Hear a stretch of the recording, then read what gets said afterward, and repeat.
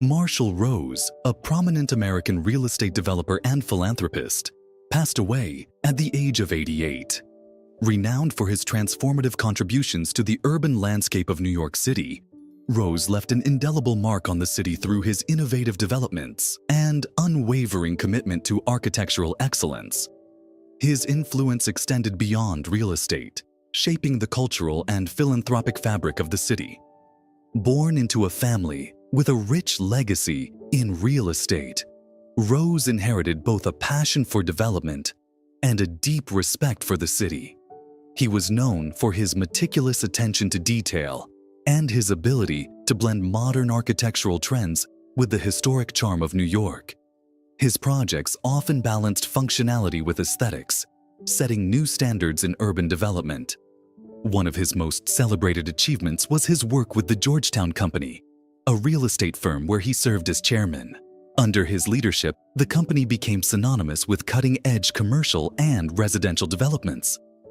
Notably, Rose played a pivotal role in the redevelopment of several iconic buildings, including the revitalization of the landmarked Lever House on Park Avenue. His vision breathed new life into the structure, transforming it into a beacon of contemporary design while preserving its architectural integrity. Rose's influence was not confined to the corporate sphere. He was a tireless advocate for public spaces and urban renewal, believing that a city thrives when its residents are connected to their environment. He championed projects that enhanced the quality of life for New Yorkers, such as the redevelopment of Bryant Park. Once a neglected and crime-ridden area, the park was revitalized into a vibrant urban oasis, thanks in part to Rose's guidance and support. This transformation became a model for urban renewal efforts worldwide. In addition to his professional achievements, Rose was deeply committed to philanthropy. He supported numerous cultural institutions, including the New York Public Library and the Metropolitan Museum of Art. His belief in the power of the arts to inspire and educate led him to fund initiatives that brought cultural experiences to underserved communities. He understood that a thriving city required not only impressive buildings, but also a vibrant cultural scene accessible to all. Rose's impact extended to education as well. He served on the boards of several prestigious universities and was a strong advocate for accessible and quality education. His generous endowments helped fund scholarships and educational programs, ensuring that future generations would have the opportunity to pursue their academic and professional dreams. Colleagues and friends remember Rose as a visionary leader with a collaborative spirit. He valued the input of architects, designers, and urban planners, fostering an environment where creativity flourished. His ability to see beyond the immediate challenges and envision the long-term potential of a project set him apart in the competitive world of real estate. Even in his later years, Rose remained active in the industry, mentoring young developers and sharing his wealth of knowledge. His legacy lives on in the skyline of New York City and in the countless lives he touched through his philanthropic endeavors. Marshall Rose's life was a testament to the transformative power of vision and dedication. His contributions to real estate, culture, and education have left an enduring legacy that will continue to shape New York City and inspire future generations.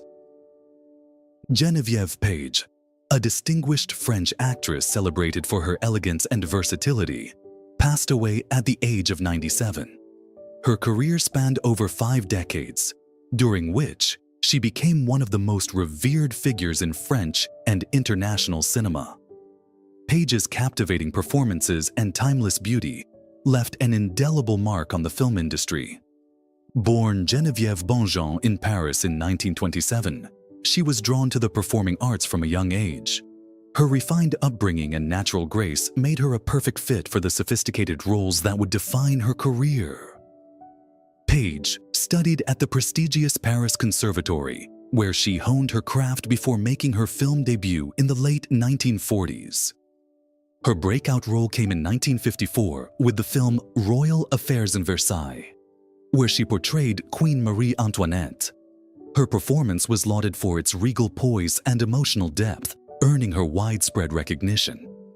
This role opened doors to collaborations with some of the greatest directors of her time, including Luis Buñuel, Jacques Becker, and Vincente Minnelli. Page's most iconic role came in 1967 when she starred in Buñuel's masterpiece, Belle de Jour. She played Madame Anaïs, the enigmatic and worldly brothel keeper opposite Catherine Deneuve. Her performance was both commanding and understated, perfectly capturing the film's themes of desire and repression.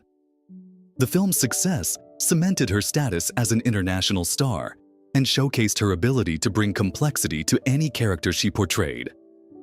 Throughout her career, Page was known for her preference for quality over quantity. She carefully selected roles that challenged her and showcased her range as an actress. Whether portraying aristocrats, femme fatale, or maternal figures, she brought an authenticity that resonated with audiences. Her fluency in multiple languages allowed her to seamlessly transition between French and English language productions, further broadening her appeal. Page's talents were not confined to the screen. She was also a respected stage actress. She graced the boards of renowned theaters such as the Comédie Française and the Théâtre National Populaire. Her performances in classical works by Molière, Racine, and Shakespeare earned her critical acclaim and the admiration of theatergoers. Despite her fame, Page remained remarkably private. She shunned the limelight and preferred to let her work speak for itself. Colleagues often described her as a consummate professional, dedicated to her craft and supportive of her peers. Her elegance and dignity off-screen mirrored the grace she brought to her roles. In her later years, Page retired from acting but continued to be a revered figure in French cinema. She was frequently invited to film festivals and retrospectives celebrating her work. Her contributions to the arts were recognized with numerous awards, including the prestigious Ordre des Arts et des Lettres, bestowed by the French government. Page's legacy endures not only through her body of work, but also in the inspiration she provided to future generations of actors. She exemplified the power of subtlety and sophistication in an industry often driven by spectacle. Her ability to convey profound emotion with a mere glance or gesture set her apart as one of the greats. Geneviève Page's passing marks the end of an era in French cinema. She will be remembered as an actress of rare talent and elegance, whose work continues to captivate audiences around the world. Her legacy lives on in the films she graced and the countless lives she touched through her artistry. Peter Yarrow, a beloved American folk singer, songwriter, and social activist, passed away at the age of 86. Best known as a member of the legendary folk trio Peter, Paul, and Mary, Yarrow's music and activism resonated with generations, leaving an indelible mark on both the music industry and the broader social landscape. Born on May 31, 1938, in New York City, Peter Yarrow was drawn to music from a young age. He attended Cornell University, where he nurtured his passion for folk music, eventually leading him to the burgeoning Greenwich Village folk scene in the early 1960s. It was there that he teamed up with Paul Stuckey and Mary Travers to form Peter, Paul, and Mary, a group that would become one of the most influential folk acts of their time. The trio's debut album in 1962 became an instant success, featuring songs like If I Had a Hammer and Lemon Tree. Their harmonious blend of voices and socially conscious lyrics struck a chord during a time of cultural upheaval in America. They quickly became the voice of the civil rights and anti-war movements, using their platform to advocate for justice and equality. Yarrow's songwriting prowess was evident in some of the group's most iconic songs. He co-wrote Puff the Magic Dragon, a whimsical yet poignant ballad that captured the innocence of childhood and the bittersweet passage of time. The song became a timeless classic, beloved by audiences of all ages. Beyond his musical contributions, Yarrow was deeply committed to activism. He marched alongside Dr. Martin Luther King Jr. in Selma, performed at numerous anti-war rallies during the Vietnam War, and tirelessly supported causes related to peace, civil rights, and environmental preservation. His belief that music could be a catalyst for social change guided his career and personal life. Even after Peter, Paul, and Mary disbanded in the late 1970s, Yarrow continued his advocacy work. He founded Operation Respect, a non-profit organization dedicated to promoting kindness and eliminating bullying in schools. Through music and education, Yarrow sought to instill values of empathy and respect in children, believing that building a more compassionate society began with the younger generation. His later years were marked by reunions with his bandmates, performing their classic songs to audiences who cherished their message of unity and hope. Yarrow's warm stage presence and genuine connection with fans made him a cherished figure in the folk community. While his career was not without controversy, Yarrow remained steadfast in his commitment to using music as a tool for positive change. His work earned him numerous accolades, including induction into the Songwriters Hall of Fame as part of Peter, Paul, and Mary. Friends and colleagues remember Yarrow as a gentle soul with an unwavering belief in the power of music to heal and unite. His legacy is not only preserved in his recordings, but also in the countless individuals inspired by his message of peace and justice. Peter Yarrow's passing marks the end of an era, but his music and activism will continue to echo through time. He leaves behind a world that, in no small part, is better because of his contributions. Tommy Hunt, the legendary soul singer and member of the iconic doo-wop group the Flamingos, passed away at the age of 91. Known for his smooth voice and timeless performances, Hunt's career spanned over 7 decades, leaving an indelible mark on the world of rhythm and blues. Born Charles James Hunt. On June 18, 1933, in Pittsburgh, Pennsylvania, he grew up in a musically inclined family. Influenced by the gospel music he heard in church and the burgeoning rhythm and blues scene of the time, Hunt developed a deep love for music from an early age. His journey to stardom, however, was far from smooth. He faced numerous personal and professional challenges, but persevered with resilience and determination. Hunt's breakthrough came in the 1950s when he joined the Flamingos, a group that would later be inducted into the Rock and Roll Hall of Fame. With his velvety vocals, he contributed to some of their most beloved hits, including the classic, "I Only Have Eyes for You."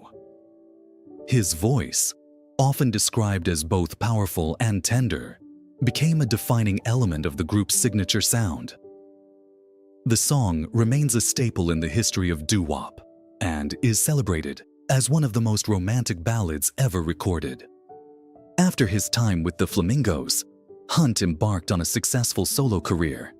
In 1961, he released Human, a soulful ballad that became a hit and showcased his ability to convey raw emotion through music. The song resonated deeply with listeners and solidified his reputation as a solo artist capable of captivating audiences on his own. His later singles, including I Am a Witness and Lover, further demonstrated his vocal range and storytelling prowess. Hunt's influence extended beyond the United States. He found a second home in the United Kingdom, where he became a beloved figure in the Northern Soul movement. British audiences embraced his music, and his performances at dance halls and clubs became legendary. He was revered not only for his vocal talent, but also for his humility and deep connection with his fans. Despite facing periods of financial struggle and personal hardship, Hunt's passion for music never waned. He continued performing well into his later years, earning the respect and admiration of younger generations. His ability to adapt to changing musical landscapes while staying true to his roots was a testament to his artistry. Hunt's contributions to music were recognized with numerous awards and honors. He was inducted into the Rhythm and Blues Hall of Fame, and his work with the Flamingos remains a cornerstone of American music history. Fans and fellow musicians alike have often cited him as an inspiration, praising his dedication to his craft and his unwavering spirit. Offstage, Hunt was known for his warmth and generosity. He often spoke about his faith and the importance of giving back to the community. He mentored aspiring artists, sharing his experiences and encouraging them to pursue their dreams despite obstacles. Tommy Hunt's legacy is one of perseverance, passion, and timeless music. His voice, immortalized in countless recordings, continues to evoke emotion and nostalgia. As fans remember him, his songs remain a reminder of the golden age of soul and doo-wop, a period he helped define. Richard Foreman, the avant-garde theater director, playwright, and pioneer of experimental stagecraft, passed away at the age of 87. Renowned for his groundbreaking work that redefined the boundaries of modern theater, Foreman leaves behind a legacy that challenged audiences and inspired generations of performers and creators. Born on June 10, 1937 in New York City, Richard Foreman was raised in a culturally vibrant environment that fueled his interest in the arts. He attended Brown University and later Yale School of Drama, where he developed a deep understanding of traditional theater techniques. However, it was his desire to break free from conventional storytelling that would define his career.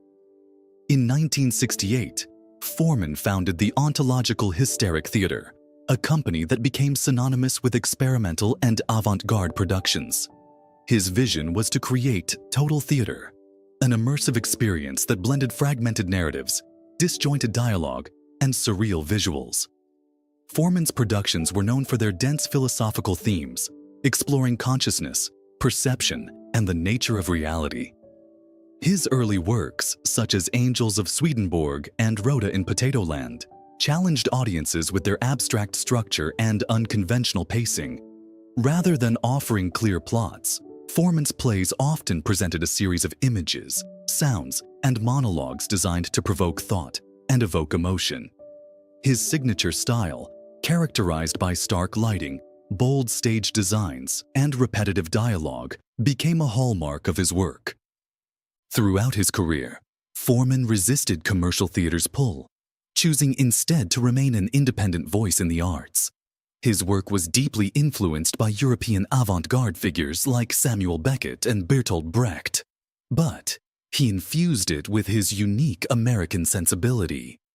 His productions required audiences to abandon their expectations of linear storytelling and engage with theater as a sensory and intellectual experience.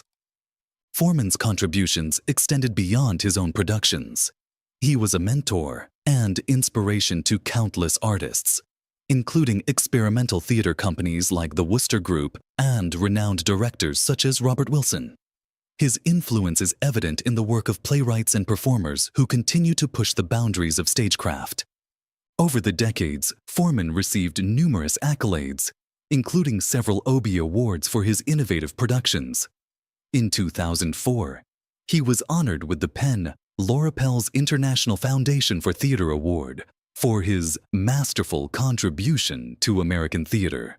Despite his critical acclaim, Foreman's work often divided audiences. Some were enthralled by his creativity, while others found his productions bewildering.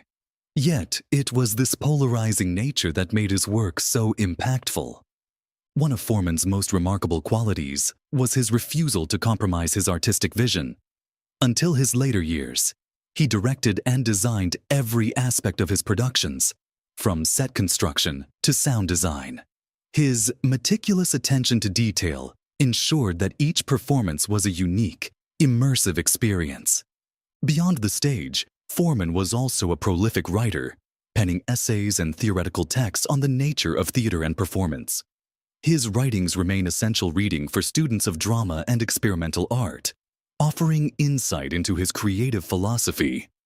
Richard Foreman's passing marks the end of an era in avant-garde theater. His work challenged the very definition of performance art, pushing it into realms few dared to explore. For those who experienced his productions, the memory of his haunting, dreamlike stages will remain vivid. For those who continue to study his work, his legacy will serve as a beacon of artistic courage and innovation. Jack Nicholson, the legendary American actor and filmmaker, passed away at the age of 87. Revered as one of the greatest actors in the history of cinema, Nicholson's career spanned over 6 decades, during which he redefined the standards of acting with his magnetic screen presence, distinctive voice, an unparalleled ability to portray complex, often morally ambiguous characters. Born on April 22, 1937, in Neptune City, New Jersey, Nicholson's early life was marked by a shocking revelation. He discovered later in life that the woman he thought was his sister was actually his mother. This complex family dynamic perhaps contributed to the emotional depth and intensity he brought to his roles.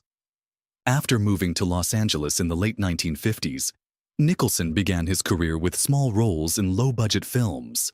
But his breakthrough came in 1969 with Easy Rider, where his portrayal of the boozy lawyer George Hanson earned him his first Academy Award nomination.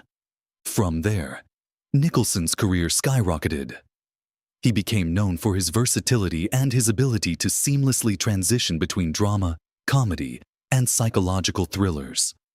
His performance as Randall McMurphy in One Flew Over the Cuckoo's Nest, 1975, is often regarded as one of the greatest in film history, earning him his first Academy Award for Best Actor. The role encapsulated Nicholson's gift for playing rebellious, free-spirited characters who challenged authority, a motif that would recur throughout his career. Nicholson's ability to inhabit darker, more sinister roles was equally remarkable. His chilling portrayal of Jack Torrance in Stanley Kubrick's The Shining, 1980, terrified audiences and became one of the most iconic performances in horror cinema. The scene in which he breaks through a door with an axe and exclaims, "Here's Johnny," remains etched in pop culture history. His work in The Shining showcased his talent for blending menace with dark humor, creating a character that was both terrifying and captivating. Throughout the 1980s and 1990s, Nicholson continued to deliver critically acclaimed performances.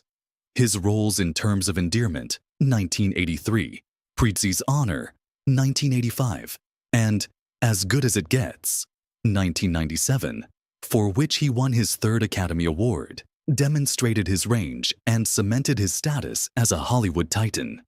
He became known for his distinctive eyebrows, devilish grin, and the ability to convey a sense of danger beneath charm. Beyond his acting, Nicholson was a cultural icon. His courtside appearances at Los Angeles Lakers games made him a fixture in the sports world, and his wit and charisma made him a beloved figure among fans and peers alike. He was known for his refusal to conform to Hollywood's norms, often defying expectations and carving his own path in an industry that sought to box him in. Despite his fame, Nicholson maintained an air of mystery, guarding his private life closely. He had high-profile relationships with several actresses, including Angelica Houston, but never married. His commitment to his craft often took precedence, and his performances reflected the complexity of a man who lived life on his own terms. In his later years, Nicholson gradually stepped back from acting, with his final on-screen appearance in How Do You Know, 2010. Though rumors of his retirement circulated for years, he remained a revered figure in the industry. His influence on modern acting is immeasurable. His fearless approach to roles inspired countless actors, and his body of work serves as a masterclass in the art of performance. Jack Nicholson's passing marks the end of an era. He was more than just an actor. He was a force of nature whose work transcended generations. His characters, from the rebellious McMurphy to the unhinged Torrance, will live on in cinematic history, ensuring that his legacy